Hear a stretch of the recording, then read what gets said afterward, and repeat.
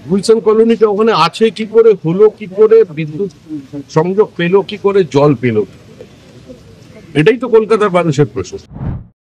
কলকাতাটাই Gulshan colony হয়ে যাবে, সেদিকে ধীরে ধীরে এগোয়।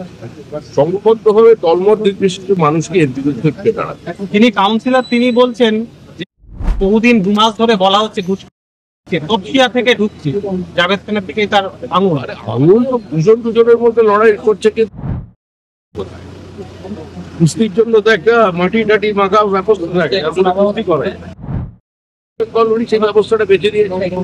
শেখ হাসিনা বলেছিলেন, তাও আবার নরেন্দ্র মোদীর পাশে বসে, যে আমার দেশে যদি এত কোটি মানুষ খেতে পায় 70 খেতে পাবে না। কক্সবাজারে আশ্রয় দিয়েছিলেন।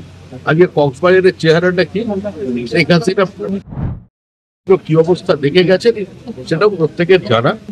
তো এই রোহিঙ্গাদের চিহ্নিত করতে হবে, কারণ ওই গুলশান কমিউনিটিতে সবাই তো ভোটার লিস্টে নাম তুলে ফেলেছে, প্রত্যেকের আধার কার্ড আছে, হ্যাঁ, কয়েকজন আবার ব্যাংকের লোনও নিয়ে ফেলেছে।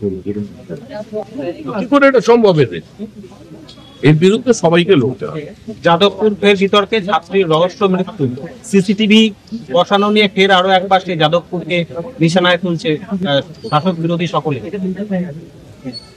দেখুন, শাসক হোক আর বিরোধী হোক, যাদবপুর বিশ্ববিদ্যালয়ের ভেতরে একটা অস্বাভাবিক পরিস্থিতি দীর্ঘদিন ধরে চলছে এবং সেটা সমাধান করা যায়।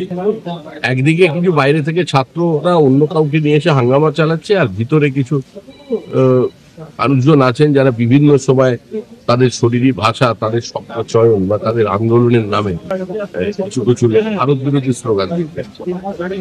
তো সেখানে তো প্রকাশ্যে এই সরকারই বলছে মাদক যায় কি করে ভেতরে, দেখতে হবে। বাইরে খোলা বাজার, দুর্ভাগ্যজনক পরিণতি যদি কোনো ছাত্রের হয়, ছাত্রীর হয়, সুশান্ত ঘোষকে খুনের যে মূল অভিযোগ সে জামিন পেয়ে গিয়েছে, পুলিশ তথ্য দিতে পারলেও কিন্তু পুরোপুরি অস্ত্রের ব্যাপারে কোনো তথ্য দিতে পারেনি বলে জামিন পেয়ে। দেখুন, আমরা জানি যে 2021 সালের 2রা মে 27 দিনে আমাদের 56 জন খুন হয়েছে, তার বিরুদ্ধে ব্যবস্থা নিচ্ছে। আমাদের যে 27 জন মহিলা প্রকাশ্যে বিবৃতি দিয়েছিলেন যে তারা গণধর্ষিতা হয়েছে, তার বিরুদ্ধে পুলিশ ব্যবস্থা নিচ্ছে। তো পুলিশ কারোর বিরুদ্ধে ব্যবস্থা নেবে না। আমাদের জাভেদ খানও তৃণমূল, আর সুশান্ত নাম বলছেন উনিও তৃণমূল। দুজনের মধ্যেই বীর রসের আধিক্য আছে, লড়াই হচ্ছে।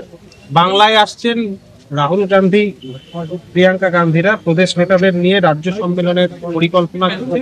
জেলা সভাপতিদের নিয়ে আজকে প্রদেশ কংগ্রেস বসেছে রাহুল গান্ধী, প্রিয়াঙ্কা গান্ধী। ভালো কথা, আনন্দের কথা। এই সময় বাংলার একটা নির্দিষ্ট রূপ, আর একটু গরমটা বাজে পড়েছে।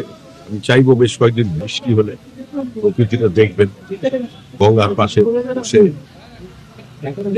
দেখবেন। ভিক্টোরিয়াও ওনাদের পছন্দ, দেখবেন, আনন্দ করবেন, যাবেন, আলো কলকাতার খাবার,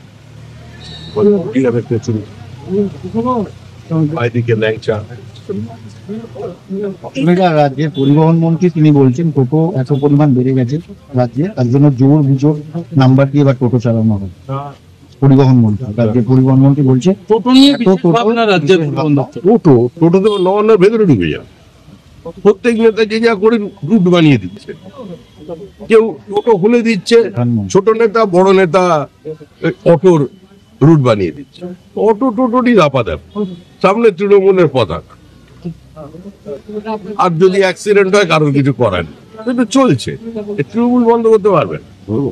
এসআইআর এ মিথ্যাচার আটকাতে এবার তৎপর কমিশন, সোশ্যাল মিডিয়ার নোডাল অফিসার। কমিশনের বিষয় একবার প্রধানমন্ত্রীরা একটু বলে এই মাসে আসছেন সচিব, আপনাদের সঙ্গে কোনো বৈঠক? আমরা পশ্চিমবঙ্গে একটা রাজনৈতিক সমাজে বাস করি। এখানে মুখ্যমন্ত্রী কোনো জায়গায় গেলেই আমরা দেখে অভ্যস্ত তিনি রাজনৈতিক বার্তা দেবেন, কিন্তু নরেন্দ্র মোদী তো দেশের প্রধানমন্ত্রী। মানে তিনি তার সমালোচনা করছেন, তার কুশপুত্তলিকা জ্বালাচ্ছেন, বা সকালবেলা নরেন্দ্র মোদীর বিরুদ্ধে বিষোদ্গার না করে যিনি জনস্পর্শ করছেন না, তারও প্রধানমন্ত্রী কিন্তু নরেন্দ্র মোদী।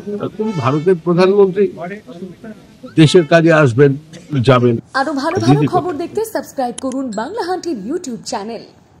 বাংলা হান্টের আরো খবর দেখতে নজর রাখুন বাংলা খবর মানেই বাংলা হান।